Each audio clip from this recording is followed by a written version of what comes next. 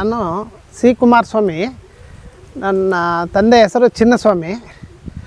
Shikaripura taluk, Shivamogga district, Kalmane ಗ್ರಾಮ, ದೇವರಹಳ್ಳಿ. ಈ ಹಳ್ಳಿಯಲ್ಲಿ ನಾನು ಹಿಂದೆಯಿಂದನೂ ತುಂಬ ವ್ಯವಸಾಯ ಮಾಡಿದ್ದೇನೆ. ಏನು ವ್ಯವಸಾಯ ಅಂದರೆ ಈ ಹೊಲದಲ್ಲಿ ಬೆಳೆಯೋಂಥ ಎಲ್ಲ ವ್ಯವಸಾಯನೂ ರಾಗಿ, ಭತ್ತ, ಜೋಳ, ಮೆಣಸು, ತೊಗರಿ, ಅಲಸಂದಿ, ಕಡಲೆ, ಅವರೆ ಇತ್ಯಾದಿ ಎಲ್ಲ ಬೆಳೆದು ನೋಡಿದ್ದೇನೆ. ಅದರಲ್ಲಿ ನನಗೆ ಯಾವುದೇ ಪ್ರಯೋಜನ ಸಿಗಲಿಲ್ಲ, ಪ್ರತಿಫಲನೂ ಸಿಗಲಿಲ್ಲ ವ್ಯವಸಾಯದಲ್ಲಿ. ಅದಕ್ಕಾಗಿ ತೋಟಗಾರಿಕೆಗೆ ಬಂದೆ. ತೋಟಗಾರಿಕೆಗೆ ಬಂದು ಒಂದು 38ರಿಂದ 40 ವರ್ಷ ಆಗಿದೆ. ನಾನು 9 ಅಡಿ ಹಚ್ಚಿದ್ದೇನೆ, 8 ಅಡಿನೂ 8 ಅಡಿ ಹಚ್ಚಿದ್ದೇನೆ. ಅದೆಲ್ಲದಕ್ಕಿಂತ ಇನ್ನೊಂದು ಏನಪ್ಪ ಅಂದರೆ, ಅದು ಎಲ್ಲೋ ಗೊಬ್ಬರ ಗೋಡು ಹಾಕಿ ಎಲ್ಲಿಂದ ಹೊರಕ್ಕೆ 10 ಜನ ಬೇಕು ಒಂದು ಎಕರೆಗೆ ಗೊಬ್ಬರ ಹಾಕೋಕ್ಕೆ. ಅಂದರೆ ಈ ಪ್ಲ್ಯಾನ್ ಮಾಡಿದರೆ ನಮಗೆ 2 ಜನ ಸಾಕು. ಅದು ಒಂದು ಮಧ್ಯಾಹ್ನದೊಳಗೆ ಹಾಕಿಬಿಡ್ಬೋದು 2 ಜನ. ಅವಾಗ 8 ಆಳು ಕೂಲಿ ಉಳಿತೈತಿ ಅಂತ ಹೇಳಿ ಆ ಕೂಲಿ ಉದ್ದೇಶದಿಂದ ಇದನ್ನು ನಾನು ಈ ಥರ ಮಾಡಿದೆ. 2 ಗಿಡ ಹಾಕಿದರೆ ಹೆಂಗಾಗ್ತತೆ, 13 ಅಡಿಗೆ 14 ಅಡಿಗೆಗೆ 2 ಗಿಡ ಹಾಕಿದರೆ ಅನುಕೂಲ ಆಗತ್ತಾ ಏನು ಅಂತ ನೋಡೋಣ, ಟ್ರೈ ಮಾಡೋಣ ಅಂತ ಮಾಡಿದಾಗ ನನಗೆ ಜನಗಳು ಇದೇನು ಇವನಿಗೆ 13-14 ಅಡಿ ಹಾಕ್ತಾನೆ, ಇವನೇನು ಮನುಷ್ಯ, ಇವನೇ ಅಲ್ಲೇ ಮಾಡಿದ್ದಾನೆ, ಇಲ್ಲಿ ಮಾಡಿದ್ದಾನೆ, ಇದು ಯಾವ ಪ್ಲ್ಯಾನು ಅಂತ ನನಗೆ ಏನೋ ಒಂಥರ ಮಾತಾಡೋರು. ಆವಾಗ ಅದು 3 ವರ್ಷಕ್ಕೆ ಸ್ಟಾರ್ಟ್ ಆಯ್ತು ಬೆಳೆ. ಇದು ಸಾಮಾನ್ಯವಾಗಿ ಮಾಡಿದೆ ನಾನು.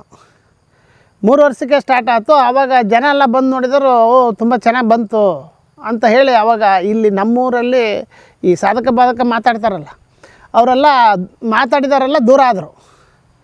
ಇನ್ನು ತಿಳ್ಕೊಳ್ಳೋಂಥವ್ರು ಎಲ್ಲ ಬಂದು ನೋಡಕತ್ತಿದ್ರು. ಈ ರಾಜ್ಯ ತುಂಬ ಬಂದು ನೋಡಿದ್ದಾರೆ ಈ ತೋಟನ.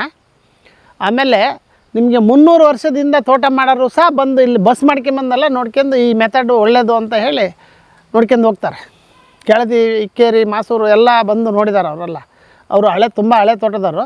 ಅವರಿಗೆ ಈ ಥರ ನಾನೆಲ್ಲ ಬಿಡಿಸಿ ಹೇಳಿದಾಗ ಎಲ್ಲರೂ ರೈತರು ಒಪ್ಕೊಂಡ್ರು. ಇದರಲ್ಲಿ ಲೇಬರು ನಮಗೆ 10 ಜನಕ್ಕೆ 8 ಜನ ಲೇಬರ್ ಉಳಿತತೆ.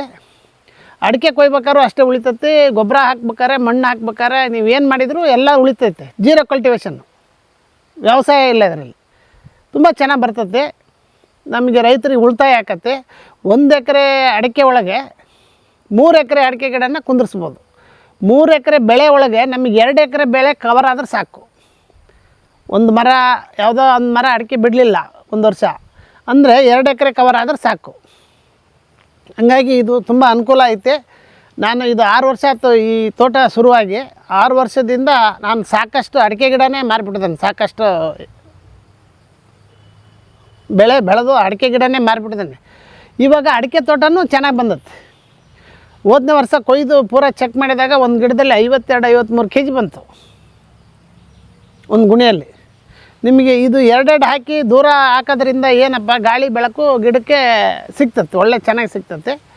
ಸೂರ್ಯನ ಬೆಳಕು, ಸೂರ್ಯನ ಕಿರಣ ಭೂಮಿಗೆ ಹೊಡೆದಷ್ಟು ಭೂಮಿ ಗೊಬ್ಬರ ಹಾಕತ್ತೆ. ಅದರಿಂದ ಫಸಲು ಜಾಸ್ತಿ ಆಕತ್ತೆ ಅನ್ನೋದು ನನಗೊಂದು ಅನುಭವ ಸಿಕ್ತು ಇದರಲ್ಲಿ.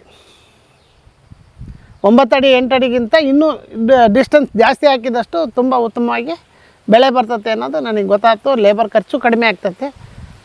ಯಾರೋ ಸಣ್ಣ ಜಮೀನ್ದಾರರು 1 ಎಕರೆ ಇದ್ದರೆ ಸಾಕು, 3 ಎಕರೆ ಗಿಡನ ಕಟ್ಟಿ 3 ಎಕರೆ ಬೆಳೆನೂ ತೆಗಿಬೋದು. ಮೇಂಟೆನೆನ್ಸು ಕಡಿಮೆ ಆಗ್ತದೆ, ನೀರು ಕಡಿಮೆ ಆಕತ್ತೆ, ಗೊಬ್ಬರ ಕಡಿಮೆ ಆಕತ್ತೆ, ಎಲ್ಲದೂ ಕಡಿಮೆ ಆಕತ್ತೆ. ಇದರಲ್ಲಿ ಮಧ್ಯ ಬೇರೆ ಬೇರೆ ಬೆಳೆ ಬೆಳೆದ್ದಾನೆ ನಾನು. ಬಟರ್ ಫ್ರೂಟ್ ಬೆಳೆದ್ದಾನೆ, ಜಾಯಿಕಾಯಿ ಬೆಳೆದ್ದಾನೆ, ಈ ಥರ ಏನೇನೋ ಬೆಳೀತಾ ಇದ್ದಾನೆ. ಅವೆಲ್ಲ ಬೆಳೆದಾಗ ಕಾಫಿ ಬೆಳೀತಾ ಇದ್ದಾನೆ, ಏಲಕ್ಕಿ ಬೆಳೀತಾ ಇದ್ದಾನೆ, ಲವಂಗ ಬೆಳೀತಾ ಇದ್ದಾನೆ, ಇನ್ನೂ ಬೇರೆ ಬೇರೆ ಬೆಳೆ ಬೆಳೀತಾ ಇದ್ದಾನೆ. ಒಟ್ಟು 68 ಥರ ಬೆಳೆ ಬೆಳೀತಾ ಇದ್ದಾನೆ. ಅದು ಅಷ್ಟು ಅದು ನೋಡಿದಾಗೆ ಗೊತ್ತಾಗೋದು. ಇದರಲ್ಲಿ ನೀವು ಶುಂಠಿನೂ ಬೆಳಿಬೋದು, ಅರಿಶಿನೂ ಬೆಳಿಬೋದು, ಏನಿವನ್ ಬೆಳಿಬೋದು. ಯಾಕೆಂದರೆ ಬಿಸಿಲು ಎಲ್ಲ ಕಡೆ ಚೆನ್ನಾಗಿ ಬರ್ತೈತೆ.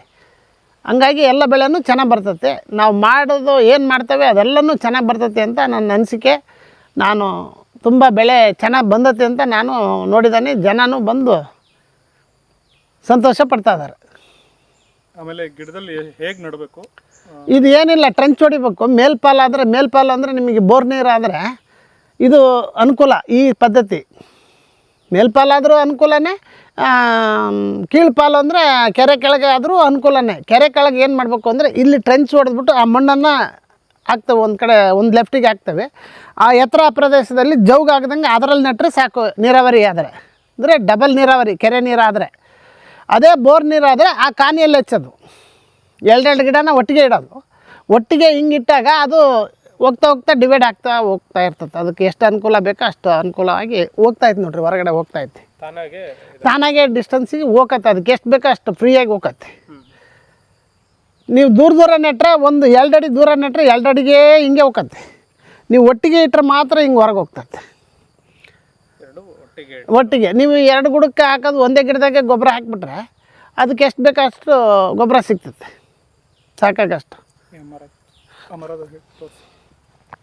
ಇದೇ ನೋಡಿರಿ, ನಿಮಗೆ 2 ಗಿಡ ನೆಟ್ಟಿರೋದ್ರಿಂದ ಒಂದೇ ಹತ್ತತ್ರ ನೆಟ್ಟು ಬಿಟ್ಟಿದ್ದಕ್ಕೆ ಅದು ಹೋಗ್ತಾ ಹೋಗ್ತಾ ಡಿವೈಡ್ ಆಗೈತೆ.